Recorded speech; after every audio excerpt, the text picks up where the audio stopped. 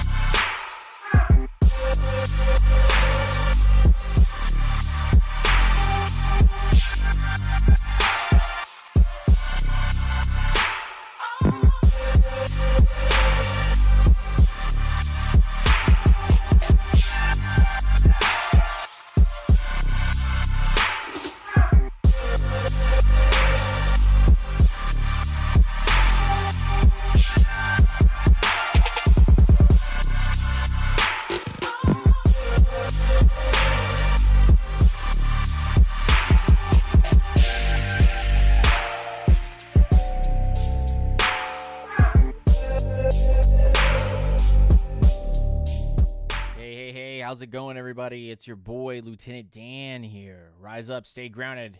Hope everybody is doing well. Of course, we start this off with everything malfunctioning. Why could we couldn't possibly do this right to start off with. Wouldn't be a Lieutenant Dan stream without it just going absolutely haywire. You know what I'm saying?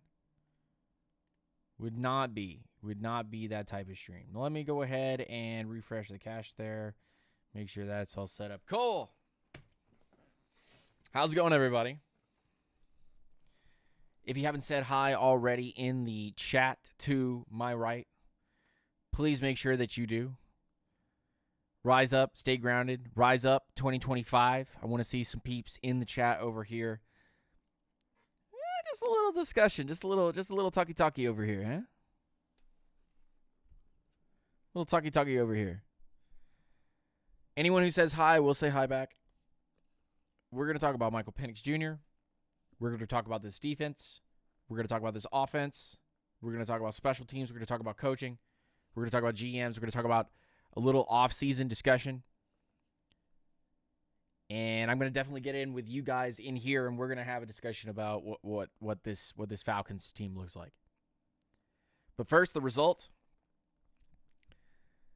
which I thought was probably the best game that I've seen the Atlanta Falcons play in a while.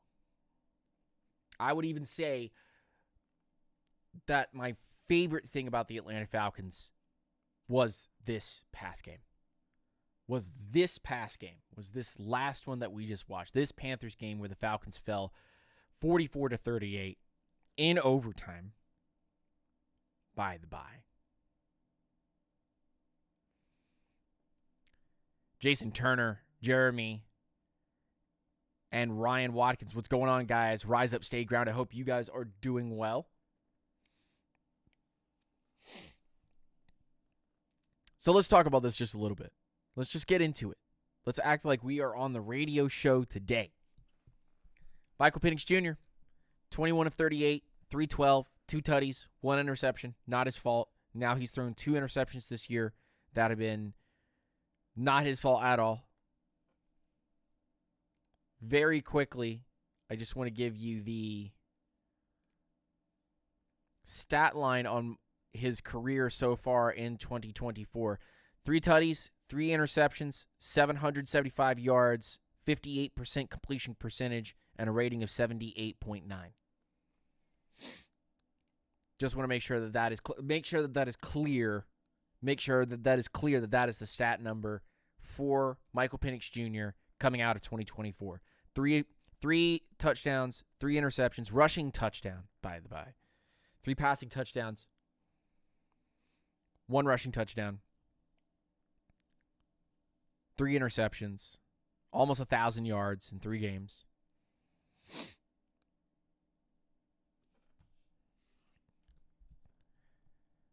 Ends up having a stellar game. Missed a couple of things. But the zip is there. The rope is there. But let's not get into that first. Bijan Robinson, 28 carries, 170. 2 tutties. Also had 3 receptions, or 2 receptions for 3 yards.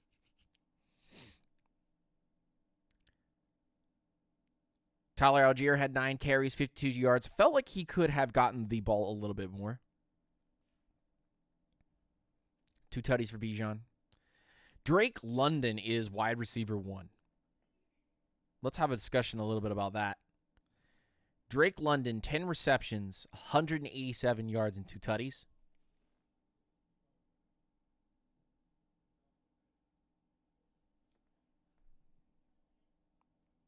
Four receptions for Ray McLeod, 1 for Kadarrell Hodge, never got used the rest of the game. 2 for Kyle Pitts.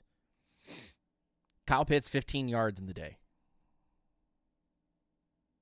Kyle Pitts, 15 yards on the day. That's going to be a discussion for Falcons fans for the future. Maybe we'll talk about that a little bit. Defensively, no sacks on the day. They got close. They got darn close, but they didn't get it. They did not get it. And special teams could not make much of a major difference. Most of the returns got back to the 30-yard line. And the Falcons ended up losing in overtime.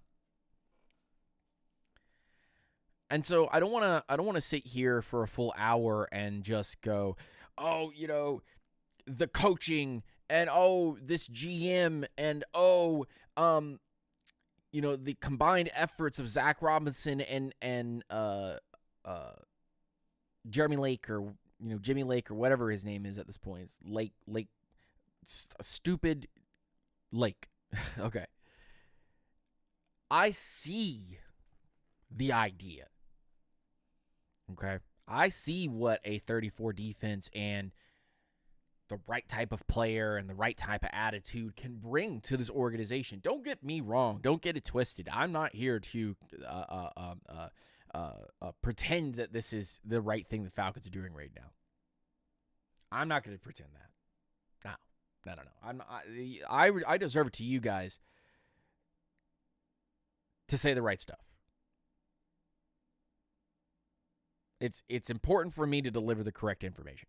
The correct information when it comes to the Atlanta Falcons in the end of this season is that the Atlanta Falcons, whether it be by the ownership or the board of directors, the secret Illuminati that's sitting up there at the top, or whether it's Rich McKay, he says he's not part of football operations, or it's a learning experience for Raheem Morris, not hiring your friends, especially guys that were part of that tragic 0-16 season for the Lions.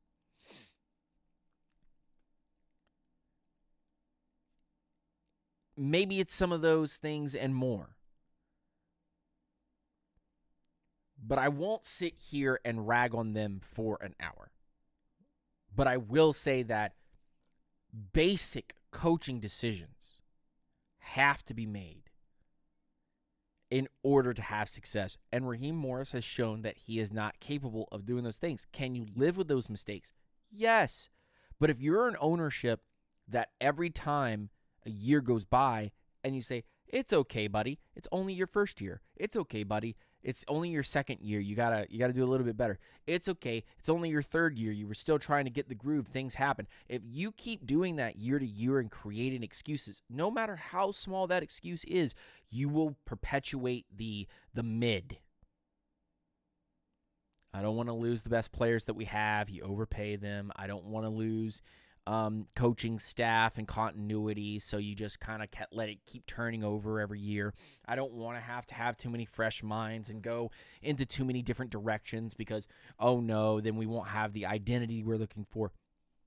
Terry Fontenot, I will not deny, has given you Drake London, Bijan Robinson, Michael Penix Jr., he has given you Tyler Algier. He has given you Matthew Bergeron. And I will even count AK into that because AK has shown some promise even with this group, which is, its own brand of uniqueness. But there are hits. There are hits from Terry Fontenot. It's just not good free agent build. This Kirk contract actually is one of the biggest smudges on someone's resume that I've ever seen. You can't pretend that it doesn't exist. It is a smudge. And whether, again, by higher powers or other, you put your stamp of approval on it. So that means the piper comes to be paid. And who pays that piper? You're not going to sit here with Kirk Cousins guaranteed all this money and whatnot and not be the starter of the Atlanta Falcons next year. I mean, cool for you and cool beans if you want to just eat it next year and just have him as a backup option, but Kirk Cousins isn't going to stand there forever. He's going to chomp at the bit.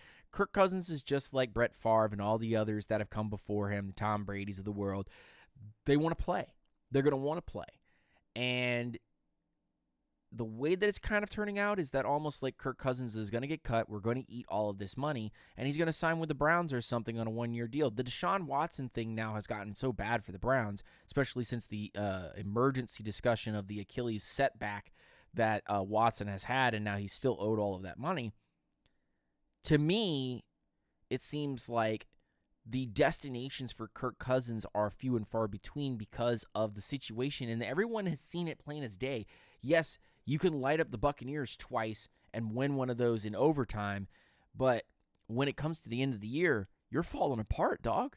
Unless we have you in a dome and the heat, I just don't know what happened, Kirk. You needed another whole year of, preparation to be ready. Cool, but now, you have leverage. Falcons don't. Falcons need to make a decision very quickly. So, again, I'm not going to blame management for the whole entirety of this because coaching has a big part of this too, and it's just something also that's very unfortunate. You can't just turn in and out of coaches over and over and over and over and expect a winning culture to survive. You're gonna just keep cutting it and cutting it and cutting it and cutting it, and it's not gonna get any better. So with Raheem Morris, I think my first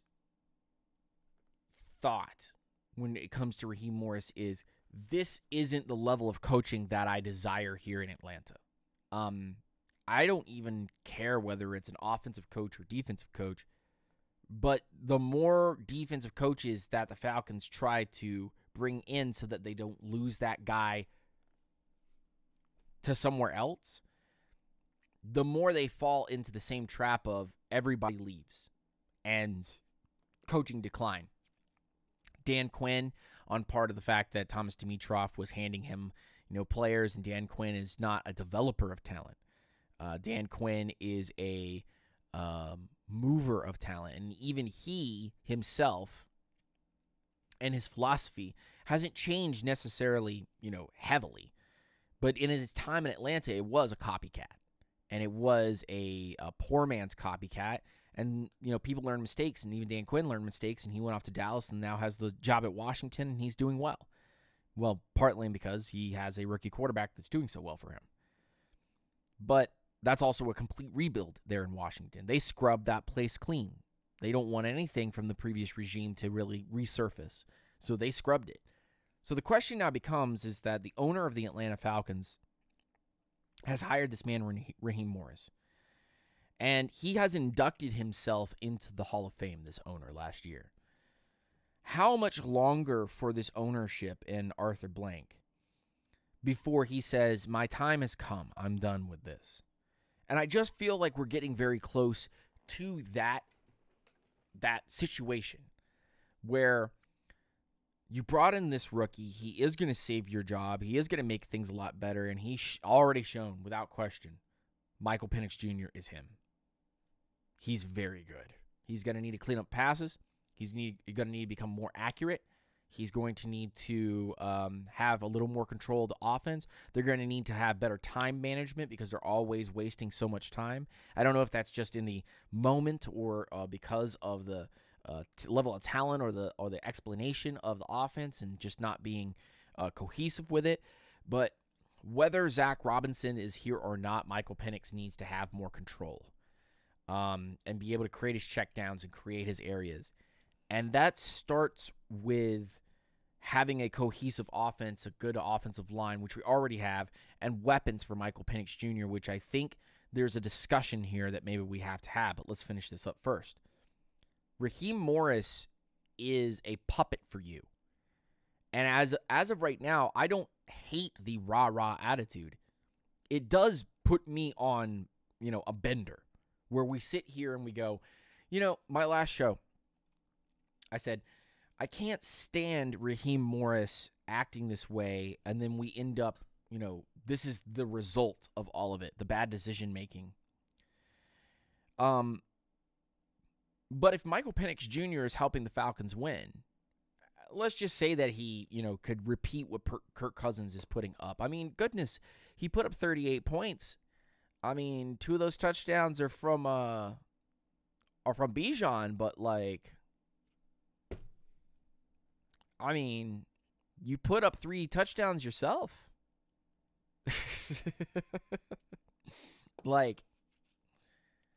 I don't know. Michael Penix Jr. is out here scoring. he put up 21 points. And then Bijan with 2. I don't know. I don't know. That's crazy. So, it just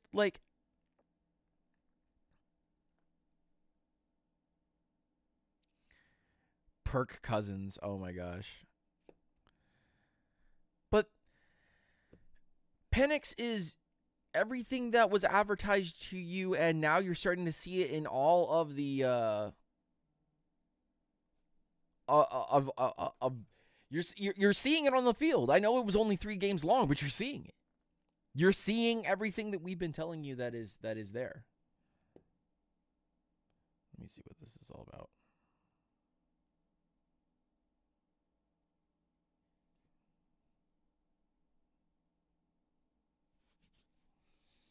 So, okay, my wife is being silly. Where was I? Ah, yes. If I'm the Atlanta Falcons, from a business standpoint, here we go, rose-colored glasses. If I'm the Falcons from a business standpoint, why would I fire Terry Fontenot? Why would I fire Terry Fontenot if Terry Fontenot has gotten me Drake London, Bijan Robinson, Michael Penix Jr., Matthew Bergeron, Tyler Algier, re-signed Lindstrom, got the Jake Matthews contract under control, smartly kept McGarry, not one of my favorite players, and was able to get a guy in Dahlman who's good enough to put up one of the best offensive line rankings in PFF rankings, by the way, since week 14. One of the highest graded offensive lines, and you could still make an upgrade at center and still make an upgrade at right tackle. This line could still get better.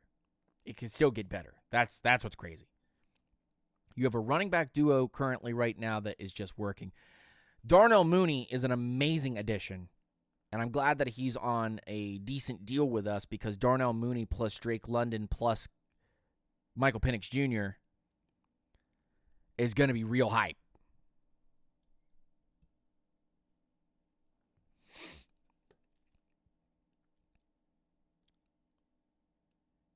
But the smudge that is on his current contract, just like the things that are going through my mind, the smudge that's on his resume right now, resume, is so large from this Kirk Cousins deal and from this Kyle Pitts miss that it's almost like a beginning and end, like a two end caps, right? And they're sitting there, and you go, this one is bad because it's a young player that has turned into nothing. And this one is bad because it's an old player and everybody knew that this was a bad idea. And if it didn't turn out, you were going to look really bad. And here we are with both of those moves being really bad. Really, really bad. Now, you could say, and I see it in the chat right here, so I just want to kind of respond to it. You could say that Michael Penix Jr. is a signature move of Terry Fontenot. You could say that everyone in the entire world could have said Bijan Robinson is the pick based on our running back situation, even with a 1,000-yard running back, Tyler Algier. You could say you want a little bit more, a different type of running back, and say that's just a hit. But I can't sit here and convince myself that any of the current situation, any of us here in this chat right here couldn't do. I guess if you're sitting there at pick 4, most of us could have just said, yeah, Kyle Pitts is that good. Crazy to take him here, but that's good.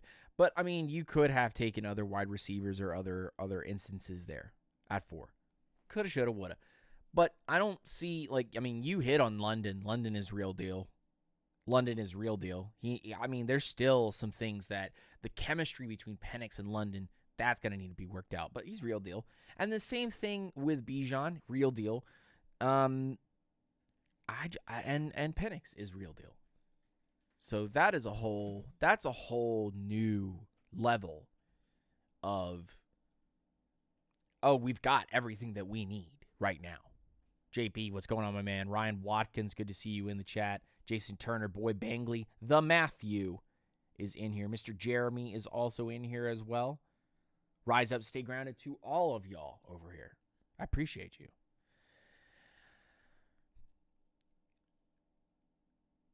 What I see happening is the Falcons saying that Michael Penix Jr. is the truth that saves Terry Fontenot from being fired, and now we've just got to make the hurdle over the fans to say that we need to see what Raheem Morris can do with Michael Penix Jr.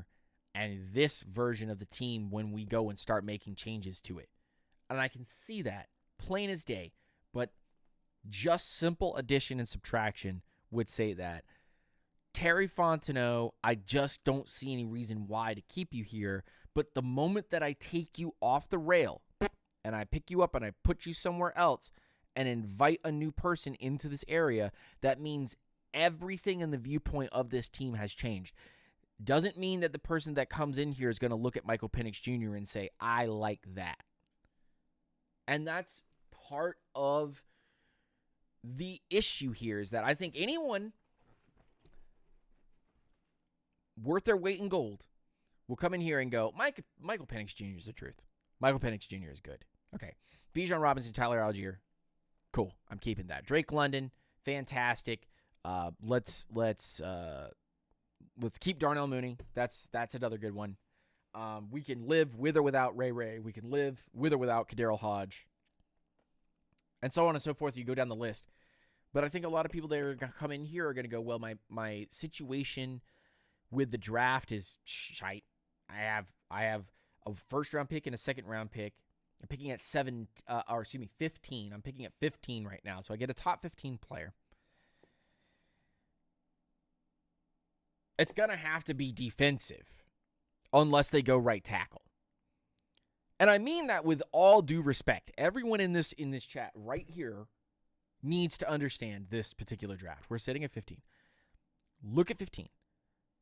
There's no way that this pick is not a defensive pick. It's actually, it's this right here. These people right here should know.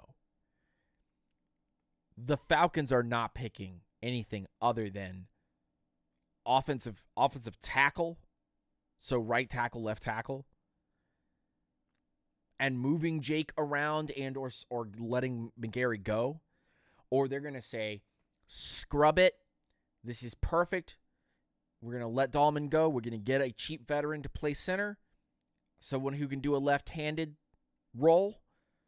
We're going to run back the same talent that we have on offense. We believe that it's going to work out. We're just going to figure out what we're going to do with Kirk and Kyle. Start that process and move forward. Go get ourselves another wide receiver. Go get ourselves an H-back or some kind of fullback or something to help us with this current grouping. Run it back with Zach Robinson. Rod's going to run it back. Terry's going to run it back. And I pray that tonight that Jimmy Lake is fired. We cannot have Jimmy Lake back. And go defensively. Offensively, we're fine. Defensively, we need to do something. We need to have an impact. Something needs to change. So whether that is extending Jesse Bates, whether that is paying for Judon to come back, whether that is spending what money you have from the Grady Jarrett release. You're going to make $14 million off a Grady Jarrett release, so you got to counter that in. How many pieces are you willing to sacrifice to be able to create the depth that you need to build a culture and have a disruptive defense next year that doesn't allow this type of stuff where you go to overtime? And get the ball in Michael Penix's hands so that he can win games for you. You need Raheem Morris to completely wake up as a head coach.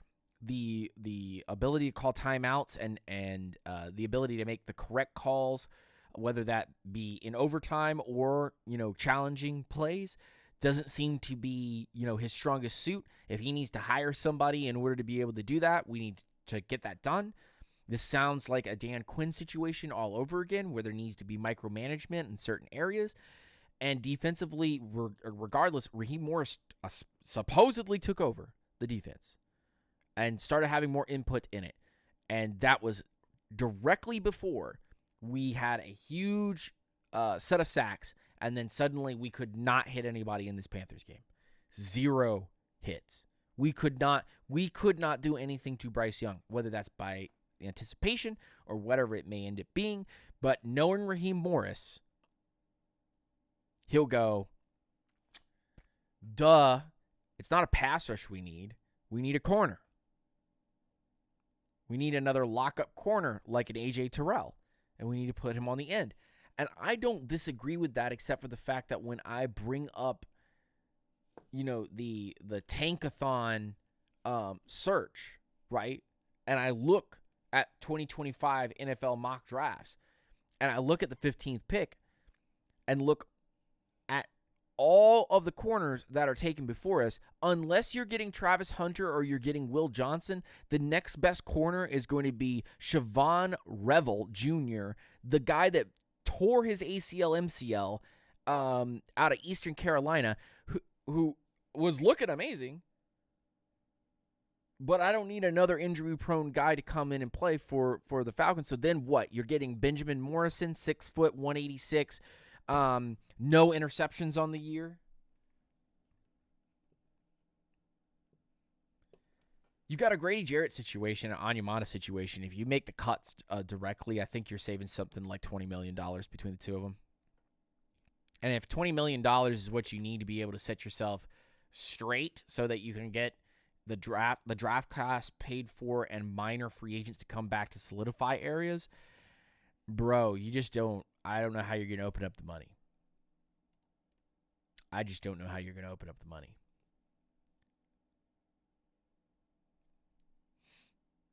So I wonder if a wipe is the best idea, knowing that Michael Penix is going to do well, knowing that the offense doesn't really need anything. Would you change coaches? Knowing that all of this has not necessarily gone awry, would you change coaches? And from a business perspective, I wouldn't. And so we know what the Falcons are going to end up doing. They're going to play it safe. They've been conservative this far. They're going to be conservative again. So I'm going to imagine Raheem Morris is going to return back to work. And Terry Fontenot is going to return back to work.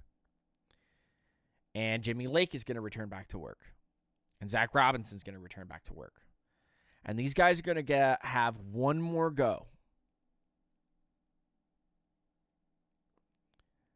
You could have one more go with Michael Penix Jr., and you just figure out, you're going to eat it, but you're going to figure out the Kirk Cousins situation so that in 2026, whether you're the general manager and head coach or not, you have the money.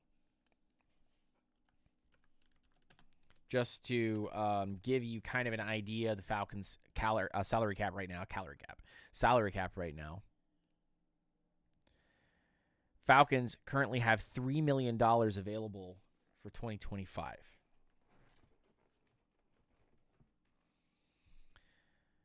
And here is the list of Falcons free agents, which, by the way, every one of these guys means that oh my gosh, it's so long.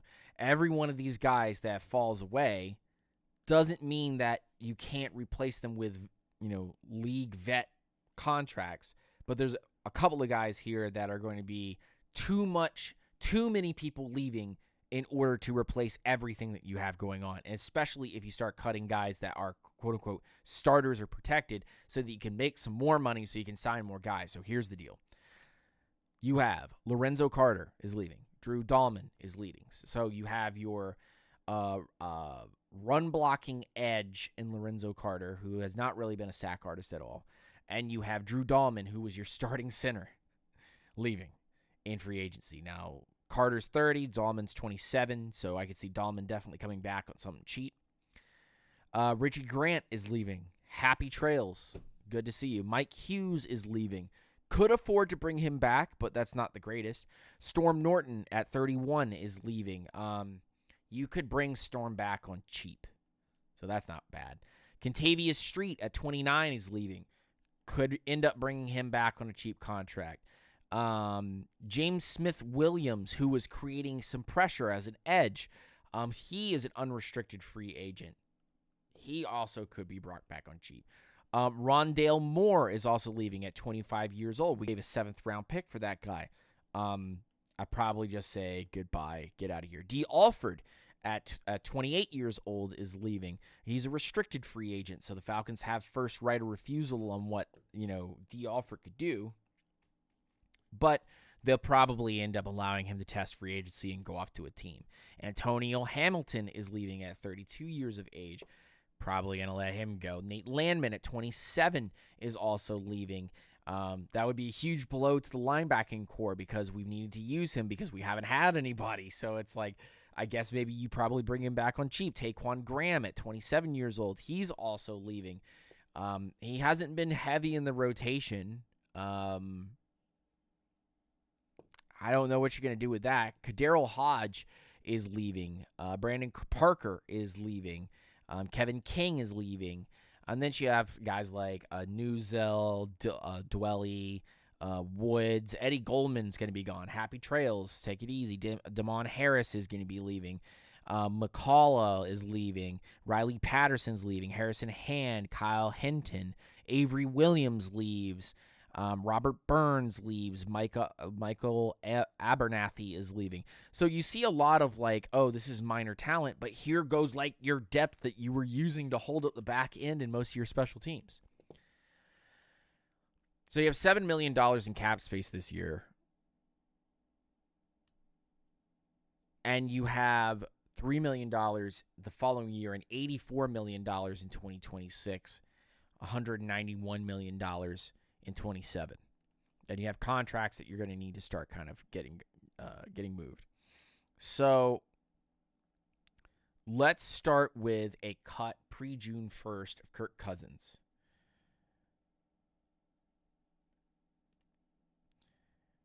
Which means that we are in the negative for next year, $21 million.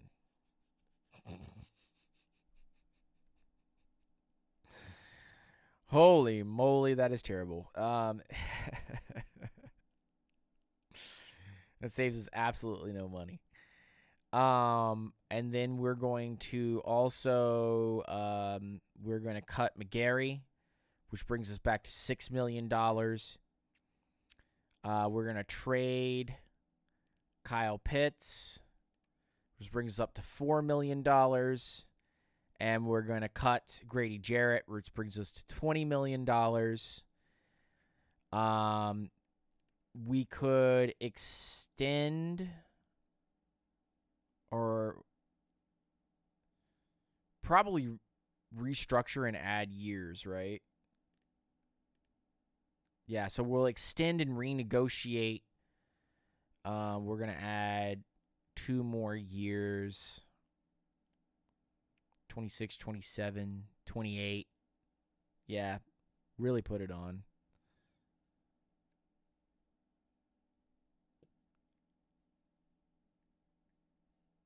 Use the letters for millions. I don't know. Okay. So that wouldn't open up a lot of money. You think we could extend McGarry and save some money? Okay, so don't cut Caleb McGarry. We're going to undo that. And instead, we're going to extend, renegotiate money. 2 more years or something like that. It'd save us $10 million on each, like, I guess. But it's not saying that we have any extra money there. Onyemata, we could cut him and get 8. And Judon wouldn't save any money for us, so we could just extend that contract, I guess. And then Justin Simmons doesn't give you any money. Oh my gosh. Yeah, everything is in the Kirk Cousins contract. I mean, I guess if you were just so distraught that you got rid of could you trade? Trading Grady Jarrett is better. You could trade McGarry. Okay, so let's undo that and let's trade McGarry, which gives you $14 million. So you're up to $28 million if you trade Grady, McGarry, and Pitts. You're trading You're trading a 32-year-old, a 30-year-old, and a 25-year-old. And you're cutting Kirk Cousins. You have $28 million. Would anybody trade for? It doesn't matter if you cut him or you restructure or anything. It doesn't matter. Cut Onyemata post June 1st. Yeah. No, don't trade Onyemata. You could cut him post June 1st and get $10 million instead of $8 million, and then allow him at 33 years old to go hit the market. And then you could just I guess you just extend Judon for a year or two. And then I guess you're at $31 million at that point. Could you trade post June 1st. Maybe that's the play. Why is Jimmy Lake still on the team? I'm not sure, John. Matthew, what's going on? Nobody would trade for McGarry. He's 30 years old. He hasn't been a bad right tackle. You could send him to a team that needs the help. Cheap, dude. You're not asking for much. You're getting $14 million, dude. Grady Jarrett will give you 16.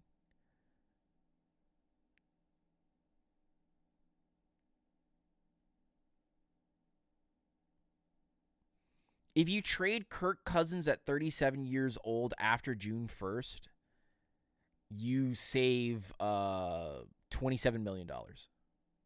And you have is that real? Is that 100% legitimate?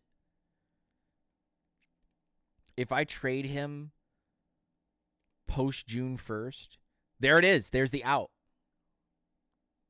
There's the out. There it is. I figured it out. Too early for mock draft? No. Always time for mock draft. But I'm going to have to get out of here soon. Make sure you guys are following me, UNGR_show. See it on the screen down below. Right over here. This one. Follow me over there. A lot of mock drafts and stuff coming up.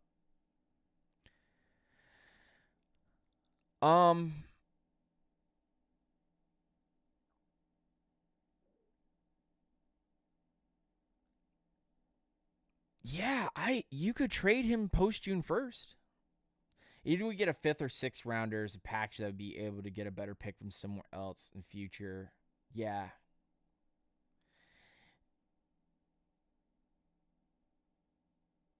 Post June 1st is considered within the 2026 out timeline. But it's saying here on Over the Cap that if you trade him post June 1st in 2025, that you gain $27.5 million back in cap space.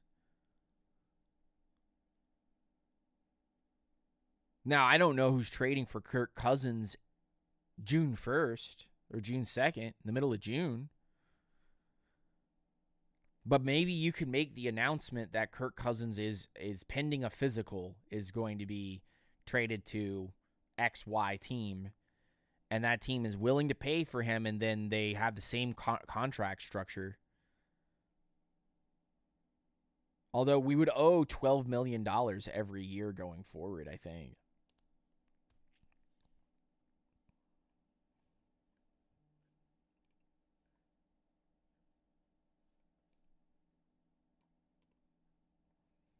Just very quickly, just for prosperity's sake, I'm gonna look at this.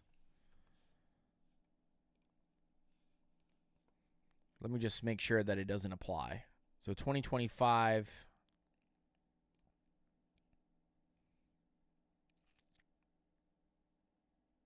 Yeah.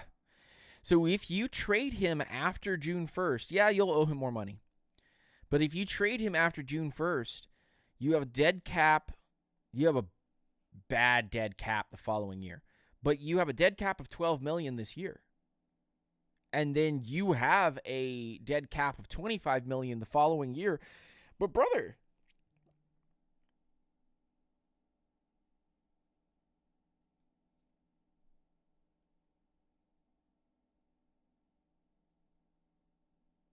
if I was Arthur Blank this offseason, what would I do? Very quickly, because I got to get out of here though. But I would tell Terry and Raheem that if I knew I could get Ben Johnson,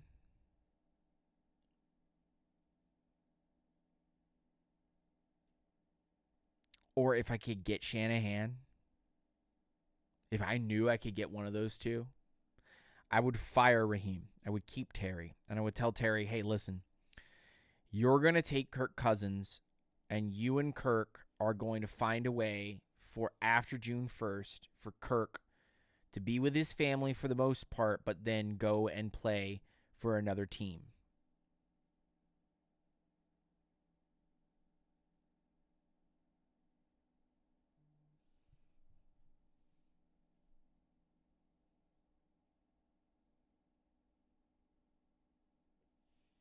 Ryan Watkins, thank you so much for the $5 dono in the super chat.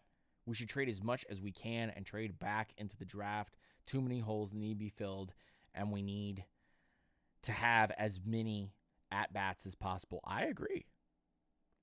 I absolutely agree. And so what I would do is I would have Kirk Cousins traded.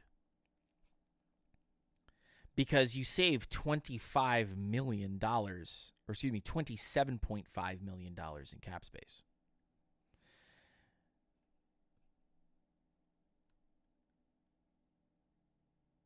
So, yeah, absolutely. Big shout out to Ryan. Thank you, everybody. Please shout out Ryan in the chat with the big super chat there. But I would trade Grady Jarrett to a competing team in the AFC.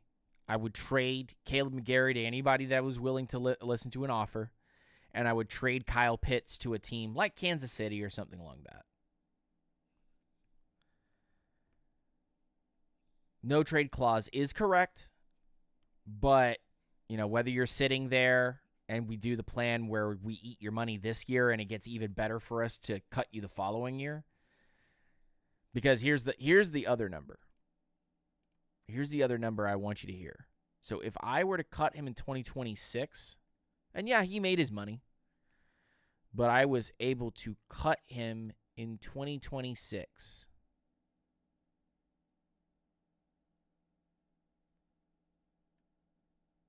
On a post-June 1st release, I'd have a dead cap of $22 million and a dead cap of $12 million in 26 and 27.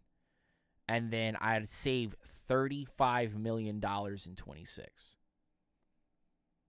If I just let him go after June 1st and said, sayonara, see you later, I'm out of here. But if I traded him, I would save an additional $10 million. So you could have a dead cap of 25 and a savings of 32, or you can push it down a little bit further down the road and have a really nice cap saving by $10 million, or you can trade with somebody after June 1st. But like I said at the beginning of this, Kirk Cousins is going to want to play, y'all. He's not going to want to sit there. And you're going to tell Kirk, we got Penix. We told you, if Penix looks good, he's going to eat this job. Nice try. But that's just how it's going to end up being. And so, yeah, I look at this and I go, you can get out of 25 by making a trade. It's just whether or not they are that desperate to make that opportunity happen. And again, there's no corner that's worth it at 15. So go ahead and ramp it up, big boyo, because there's only defensive tackles, offensive tackles, and defensive ends at pick 15. Go run the simulations. Go run the mocks. You will not get a premium at 15. You're going to have to settle for a risk at 15. Someone who's going to dominate the position.